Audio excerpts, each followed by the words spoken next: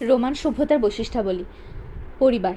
Roman সভ্যতায় পরিবার ছিল পিতৃতান্ত্রিক। পরিবারে পিতার ছিল অপরিসীম কর্তৃত্ব। পিতা ছিলেন পরিবারের ধর্মগুরু। তিনি ধর্মকর্ম পরিচালনা করতেন, পরিবার পরিজনদের দায়িত্ব ও কর্তব্য সম্পর্কে শিক্ষা দিতেন। এক কথায় পরিবারে পিতাই হর্তাকর্তা। আইন একমাত্র তাকে স্বীকার করে। স্বামী স্ত্রী, বৃদ্ধ পিতামাতা, অবিবাহিত ছেলেমেয়েদের নিয়ে একটি আদর্শ রোমান পরিবার গঠিত হতো। মূল পরিবার গঠনকারী এসব সদস্য ছাড়াও পরিবারের সাথে বেশ কিছু সংখ্যক নির্ভরশীল লোক থাকত। তারা ছিল ক্রীতদাস। পরিবারের প্রধান হিসেবে পিতাই পারিবারিক বিষয় সম্পত্তি ক্রয় বিক্রয় করতে পারে, চুক্তিতে আবদ্ধ হতে পারে এবং রাষ্ট্রের অধীনে পদ গ্রহণ করতে পারে। পিতার জীবদ্দশায় পুত্রের কোনো পদে প্রার্থী হওয়া নিষিদ্ধ। পুত্র যদি সম্পদ আহরণ করে, আইনের দৃষ্টিতে তা পিতার সম্পত্তি। পিতার অনুমতি ব্যতি রেখে পুত্রের বিবাহ করার অধিকার নেই। আবার কন্যার বিয়ের পরও পিতা থেকে নিষ্ক্রান্ত না হয়ে স্বামীর অধিকারে যেতে পারত না। এমন কঠোর একনায়ক পরিবার ব্যবস্থা পরিবারের কাঠামোকে সুদৃঢ় করে রোমান রাষ্ট্র ও নীতিবোধের ভিত মজবুত করেছিল। পরিবারের উপরই সমাজের উন্নতি নির্ভর করত। বিবাহ। রোমান পরিবারের ভিত্তি ছিল বিবাহ। পুরুষ 14 এবং কন্যা 12 বছর বয়সে বিবাহযোগ্য। বিয়ের উদ্দেশ্য ছিল একজন সহকর্মী, কতিপয় সন্তান ও সুখী যৌন জীবন। পিতামাতা সন্তানের বিয়ে স্থির করত। প্রাচীন রোমে 3 ধরনের বিয়ে প্রচলিত ছিল, যথা 1 ব্যবহারসিদ্ধ বিবাহ। এই বিবাহতে দম্পতিকে 1 বছর একত্রে বাস করতে হতো।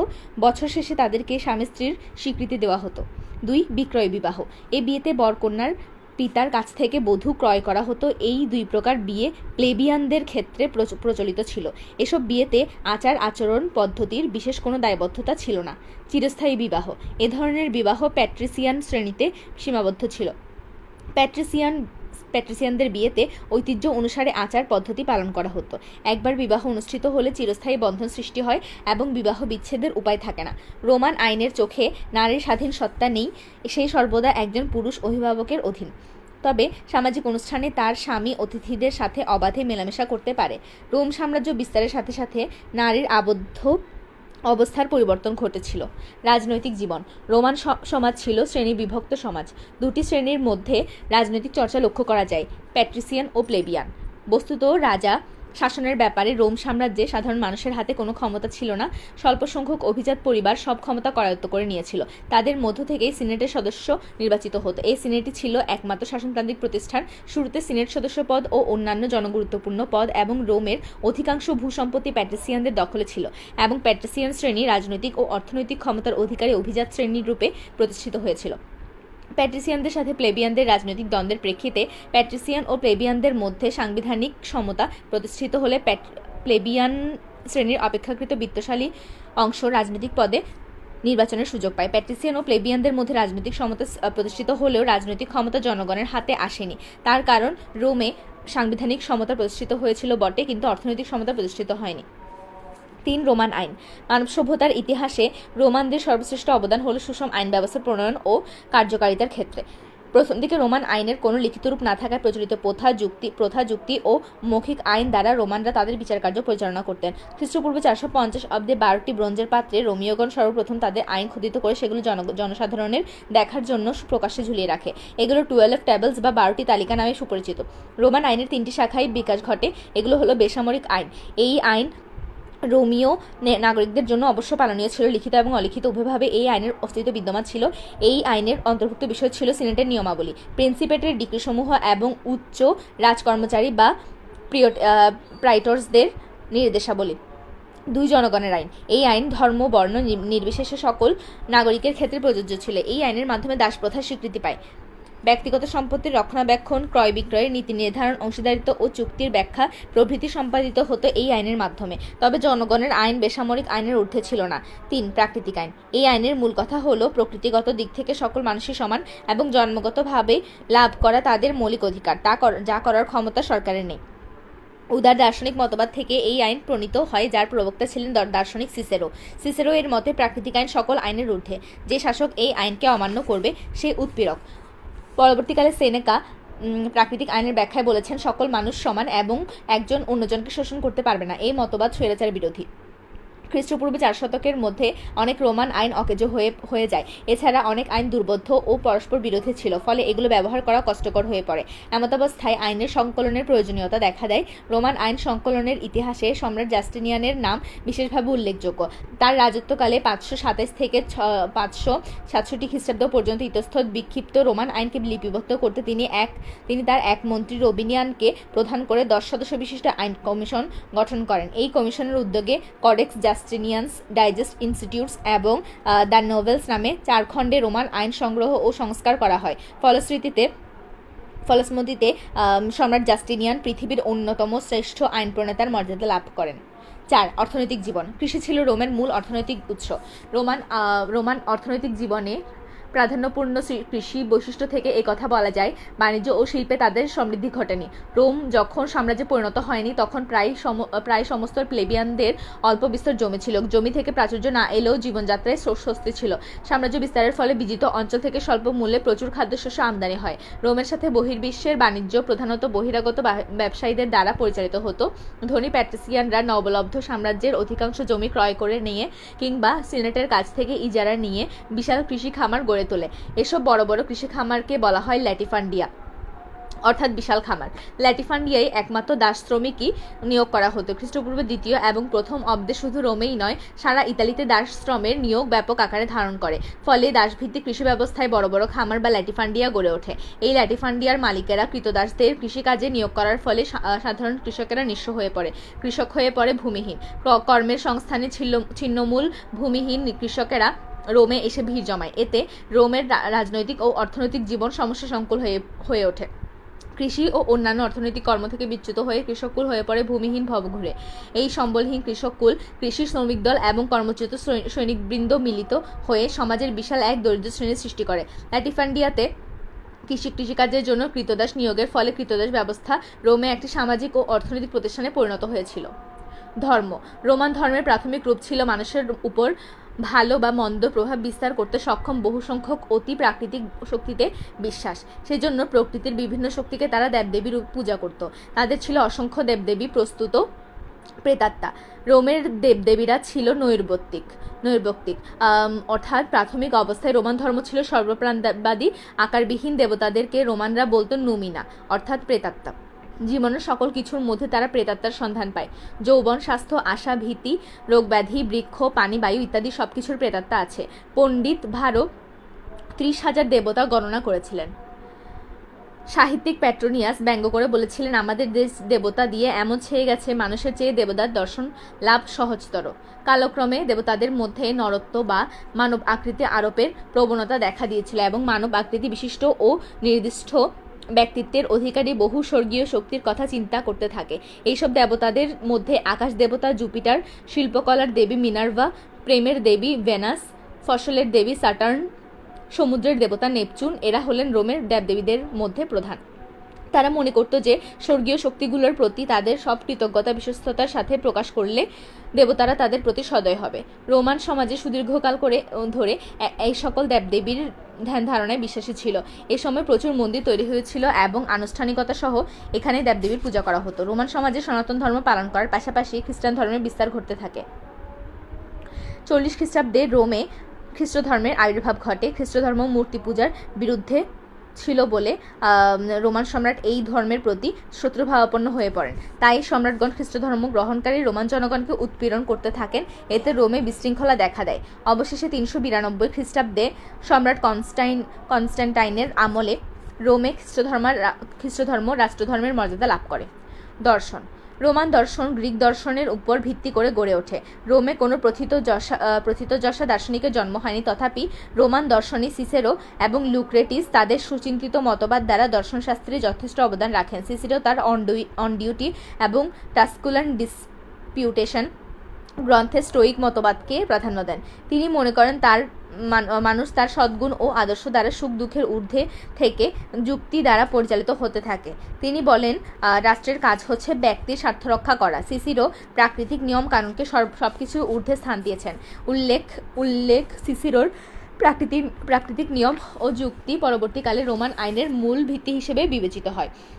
জেনোর স্টোয়িক মতবাদ এবং এপিকিউরনের মতবাদ নামক দুটি দার্শনিক চিন্তাধারা রোমান সমাজে শক্তিশালী প্রভাব বিস্তার করতে সমর্থ হয়েছিল। জেনোর স্টোয়িক মতবাদকে প্যানেটিয়াস ও পসিডোনিয়াস নামক দুজন দার্শনিক অ্যাথেন্স থেকে রোমে স্থানান্তরিত করেন।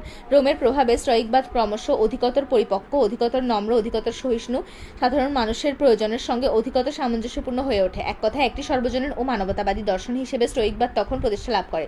রোমানদের ইহলৌকিক মনোবৃত্তি, সামাজিক ও রাষ্ট্রীয় বাস্তবতাবোধই ছিল স্টোয়িকবাদের এই পরিবর্তনের মূলে। বিভিন্ন দেশের আচার অনুষ্ঠান, রীতিনীতি ও সংস্কৃতির সংযোগ ও সমন্বয় ঘটেছিল এই সাম্রাজ্যের জনগণের মধ্যে, আর আন্তর্জাতিক পরিবেশের প্রভাব পড়েছিল সব নাগরিকদের মধ্যে। পরবর্তী যুগে রোমান স্টোয়িক মতবাদ জেনো বা তার অনুসারীদের মতবাদ থেকে অনেক দূরে সরে যায়। রোমের স্বৈরতন্ত্রের যুগে সেনেকা, এপিকাটাস ও সম্রাট মার্কাস অরেলিয়াস ছিলেন স্টোয়িক মতবাদের প্রধান প্রবক্তা। তাদের মতে প্রাকৃতিক নিয়মের সম্পূর্ণ বশবর্তী হয়েই প্রকৃত সুখ অনুভব করা যায়। সেনেকা দর্শনকে নৈতিক, প্রাকৃতিক ও বৌদ্ধিক এই তিন ভাগে বিভক্ত করেন। তার মতে নৈতিক দর্শনের কাজ মানুষের আচার আচরণের বিষয় নিয়ে আলোচনা করা, প্রাকৃতিক দর্শন প্রাকৃতিক নিয়ম ও কার্যাবলীর অনুসন্ধান করে, এবং বৌদ্ধিক দর্শন শব্দাবলী ও যুক্তিতর্কের বৈধতা বিষয়ক জ্ঞানের অনুসন্ধান করে। সম্রাট হিসেবে মার্কাস অরেলিয়াস ছিলেন অত্যন্ত দয়ালু।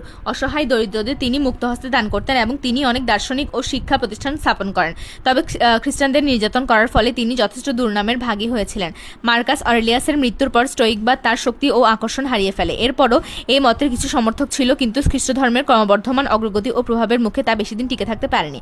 রোমে যুদ্ধে পরাজিত জাতিসমূহের লোকজনই তখন কৃতদাস হিসেবে ব্যবহৃত হতো। কৃতদাস বলতে তখন অশিক্ষিত পরিবারের অসহায় গরিব লোককে নির্দেশ করা হতো না। তাই দেখা যায় রোমান সাম্রাজ্যে এমন অনেক কৃতদাস ছিল যারা তাদের প্রভুদের চেয়ে বেশি বুদ্ধিমান ও প্রজ্ঞার অধিকারী ছিল। তাদের কেউ কেউ দায়িত্বপূর্ণ রাষ্ট্রীয় পদে অধিষ্ঠিত ছিলেন। এপিকটেটাস ছিলেন এই ধরনেরই একজন শিক্ষিত কৃতদাস। তিনি এক সান্ত্বনার দর্শন প্রচার করেন। তার মতে মানবজীবন একটি নাটক বিশেষ, আর আমরা সবাই এই নাটকে অভিনয় করে চলেছি। তিনি মৃত্যুদণ্ডের বিরোধী ছিলেন। ক্ষমা প্রদর্শনের সুবিধার্থে তিনি আইন সংস্কারের উপর জোর দেন। এপিকিউরিয়ান মতবাদের প্রধান প্রবক্তা হলেন লুক্রেটিয়াস।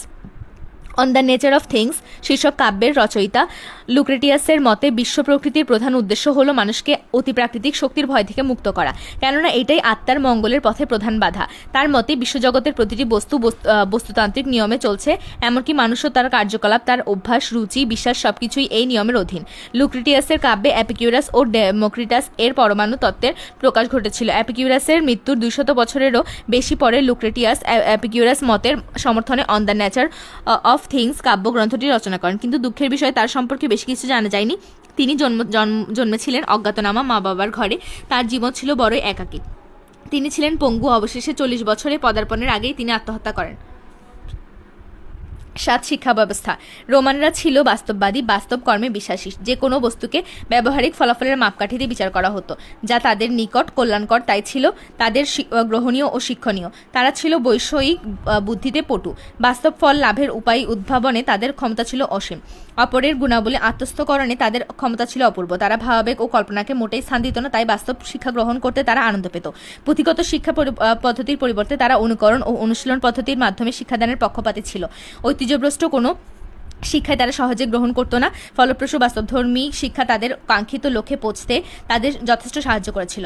ইতিহাসের দৃষ্টিতে রোমান শিক্ষাকে 3টি যুগ বিভাগে ভাগ করা যায়, যেমন প্রাচীন যুগ, মধ্যযুগ ও রোমান সভ্যতার পতনের যুগ। প্রাচীন রোমে গৃহশিক্ষা ছিল উন্নত ও সামগ্রিক। এই সময় জনগণ ছিল সরল, ন্যায়বান ও কঠোর জীবনযাপনে অভ্যস্ত। জীবিকার প্রধান অবলম্বন ছিল কৃষিকাজ। প্রত্যেক খাঁটি রোমান নাগরিককে অতি অল্প বয়সেই সামরিক শিক্ষা গ্রহণ করতে হতো। সমাজের নিম্ন শ্রেণীর লোকেরা রাষ্ট্রীয় সুযোগ সুবিধা হতে বঞ্চিত ছিল। ঐতিহ্যবাহী গ্রিক সভ্যতার সংস্পর্শে রোমানদের রাষ্ট্রীয় ও সাংস্কৃতিক জীবনে নবযুগের সূচনা হলো। রোমানদের বিজয় ছিল সামরিক ও রাজনৈতিক বিজয়,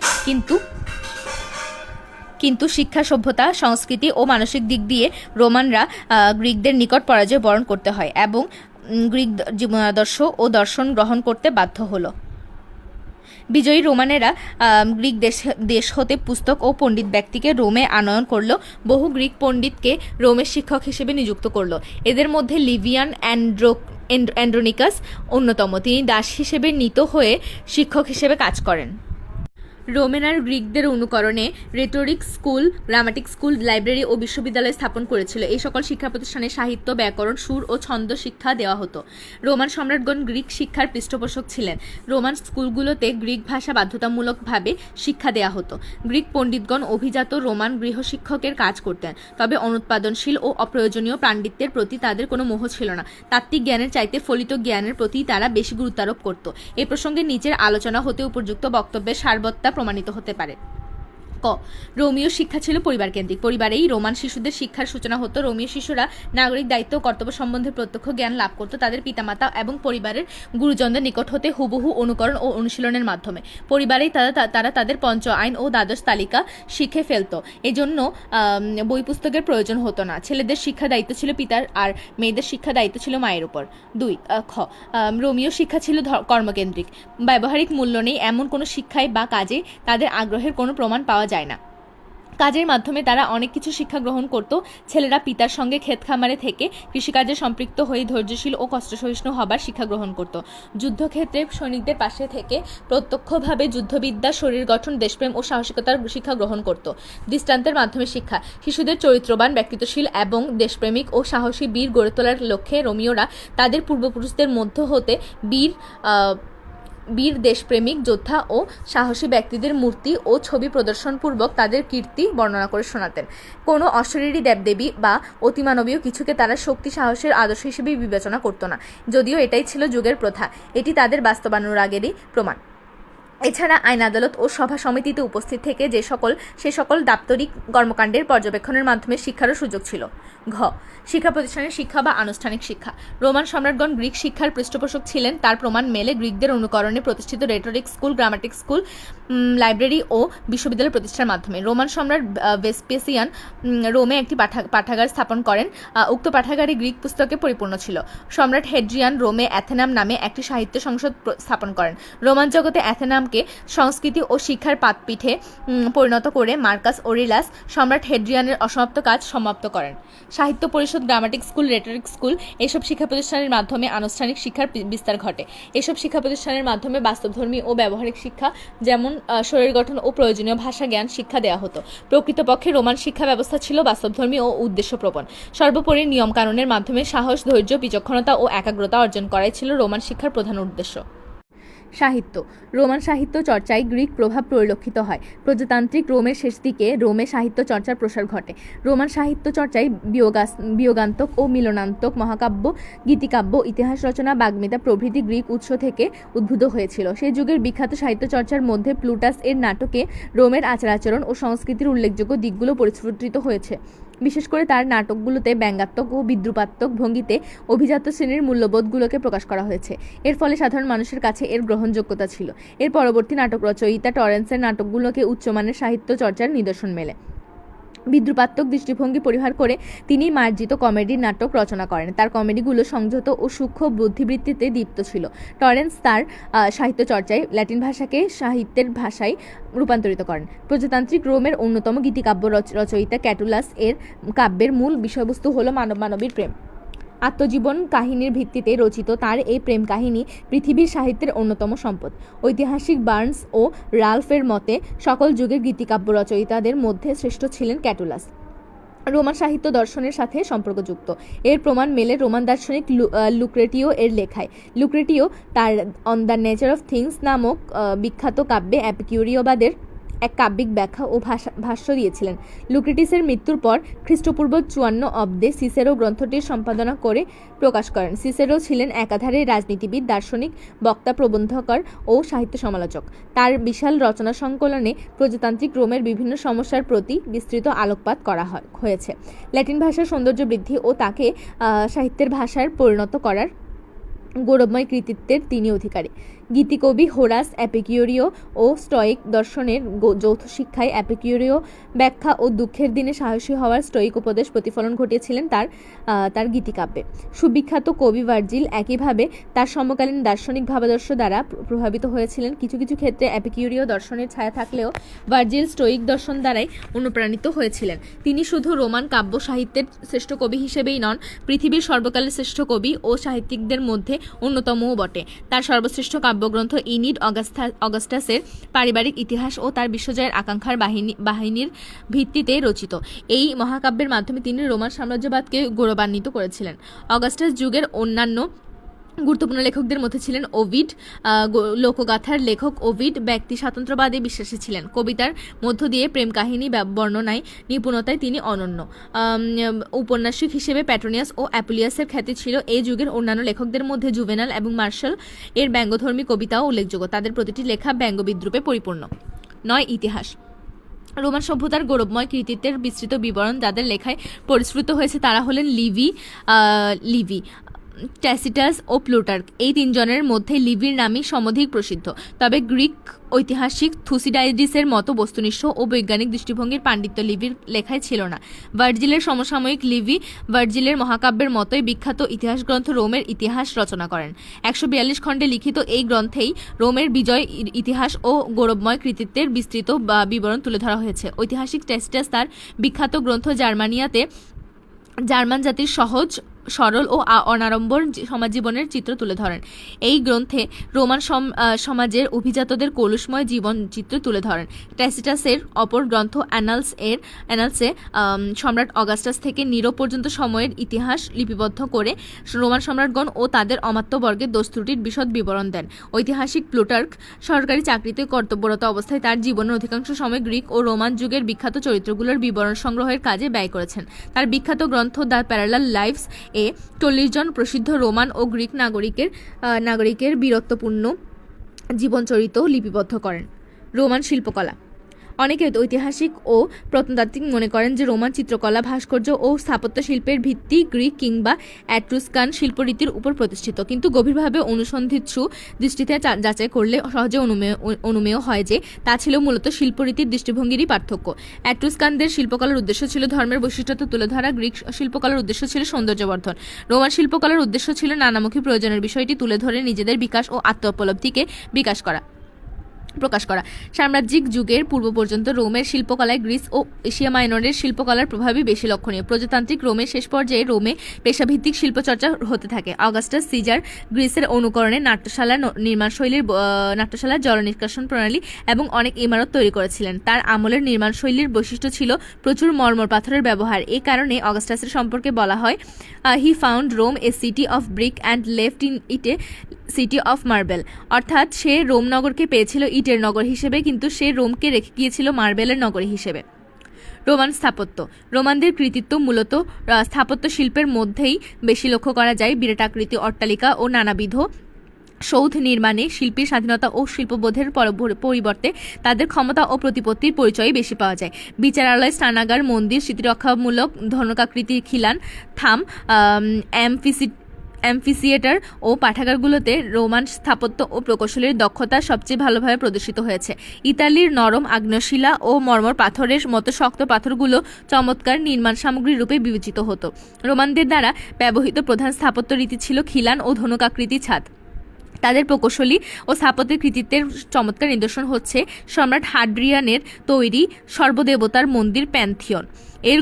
এর গম্বুজের ব্যাস ছিল 142 ফুট। মল্লযুদ্ধের উদ্দেশ্যে নির্মিত পৃথিবীর বৃহত্তম রঙ্গশালা ছিল রোমের কলোসিয়াম। এই রঙ্গশালায় একসাথে 5,600 দর্শক বসতে পারত। এছাড়া তারা ভিন্ন ধরনের এমন কতিপয় ঘরবাড়ি নির্মাণ করেছিল যা পরবর্তী সময়ে অনেক জাতি গ্রহণ করেছিল। রোমান ভাস্কর্য। রোমে ভাস্কর্যের চরম উৎকর্ষ সাধিত হয়। সাম্রাজ্যিক রোমে ভাস্কর্য শিল্প নিজস্ব বৈশিষ্ট্যতা লাভ করে। রোমের ভাস্কর্য হিসেবে দেবতা, রাজা ও উচ্চপদস্থ কর্মচারীদের প্রস্তর মূর্তি, বিশেষ করে আবক্ষ প্রস্তর মূর্তি তৈরি করা হতো। রোমান ভাস্করগণ মানুষের মনোজগৎকেও ফুটিয়ে তুলতে পারতেন। যেমন সম্রাট পম্পিকে চিত্রিত করা হয়েছে একজন আত্মতুষ্ট ব্যক্তি হিসেবে। বিখ্যাত দার্শনিক, লেখক ও বক্তা সিসেরোর ভাস্কর্যে চোখে মুখে ফুটে উঠেছে অসাধারণ বুদ্ধিমত্তার ছাপ এবং অবজ্ঞা ভরা চাপা ওষ্ঠদয়ে ফুটে উঠেছে মানুষের প্রতি তার অহংকারের দৃষ্টিভঙ্গি। মার্কাস অরেলিয়াসের ঘোড়ার উপর উপবিষ্ট অবস্থায় মূর্তিটি খুবই আকর্ষণীয়। ত্রিগেস অর্থাৎ 3টি নগ্ন নারী মূর্তি রোমের জাদুঘরে সংরক্ষিত রয়েছে, যা রোমান ভাস্কর্যের অন্যতম নিদর্শন। বিজ্ঞান, রাজনীতি, সমরবিদ্যা, আইন ও শিল্প সাহিত্য ক্ষেত্রে রোমানদের যে কৃতিত্ব সে তুলনায় বিজ্ঞানের অবদানের ক্ষেত্রে তাদের দুর্বলতা ছিল অনেক বেশি। রোমানগণ বিশুদ্ধ বিজ্ঞান ও গবেষণার চেয়ে ব্যবহারিক বিজ্ঞান অর্থাৎ প্রযুক্তিবিদ্যার প্রতি অধিক উৎসাহী ছিলেন। বিজ্ঞানের ক্ষেত্রে যে কজন ব্যক্তিত্বের সন্ধান মেলে তাদের মধ্যে জ্যেষ্ঠ প্লিনি এর নাম উল্লেখযোগ্য। 39 খণ্ডের প্রাকৃতিক ইতিহাস রোমান যুগেরই কৃতিত্ব। সৃষ্টিতত্ত্ব থেকে শুরু করে অর্থনীতি পর্যন্ত বিভিন্ন বিষয়ের আলোচনা এই গ্রন্থে অন্তর্ভুক্ত ছিল। এই গ্রন্থটি বিশ্বকোষ হিসেবেই বিশেষভাবে গ্রহণযোগ্যতা অর্জন করে। চিকিৎসা বিজ্ঞানের ক্ষেত্রে গুরুত্বপূর্ণ গ্রন্থ লিখেছিলেন বিজ্ঞানী সেলসাস। ভেসপাসিয়ানের শাসনামলে হাসপাতাল ও চিকিৎসাবিদ্যা শিক্ষার প্রতিষ্ঠান প্রসিদ্ধি লাভ করেছিল। রোমানরা ছিল বৈষয়িক ও বাস্তববাদী, সদয়, আইনানুগ, সাহসী, কষ্টসহিষ্ণু, ধৈর্যশীল, সত্যনিষ্ঠ, স্বাস্থ্যবান ও দেশপ্রেমিক নাগরিক হিসেবে তারা যে কীর্তি রেখে গেছেন তা সকল জাতির জন্য অনুকরণীয়। আত্মবিসর্জনের ঐতিহ্য রোমান প্রজাতন্ত্রকে ইতিহাসের পাতায় উল্লেখ করে রেখেছে। একের পর এক দেশ জয় করে রোমানরা রাজ্যের পরিধি বৃদ্ধি করেছিল, কিন্তু এর ফল হয়েছিল শেষ পর্যন্ত ভয়াবহ। রোমের অর্থনীতি দাসভিত্তিক হওয়ায় এবং চরম ভূমি সংকট দেখা দেওয়ায় রোমের ঐতিহ্য ম্লান হয়ে যায়।